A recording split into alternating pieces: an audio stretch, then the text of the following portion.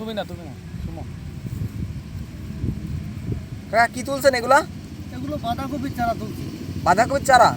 আপনার এখানে দেখলাম যে অনেক বিঘাতে প্রচুর পরিমাণ চারা। এগুলো কি সবগুলো কি ভিন্ন ভিন্ন চারা নাকি একই ওলের চারা? বিভিন্ন ধরনের সবজি চারা পাওয়া যায়।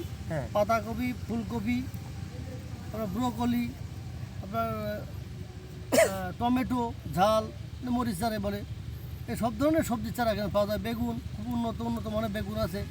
একটা বেগুন বেরিয়েছে গ্রিন বিউটি, তার নাম, পোকা লাগে কম। এগুলো স্বাস্থ্যসম্মত, ভালো, পোকা কম লাগে। কীটনাশকে যত ব্যয় করা হয় তত ভালো হয়।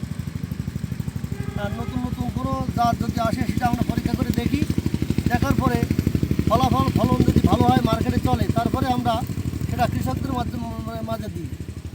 আচ্ছা, এই চারা কি যশোরে কোথায় এটা লোকেশন? যশোর চুরমনকাঠি ইউনিয়ন, হ্যাঁ, আব্দুলপুর বাজার। আব্দুলপুর বাজার। জি।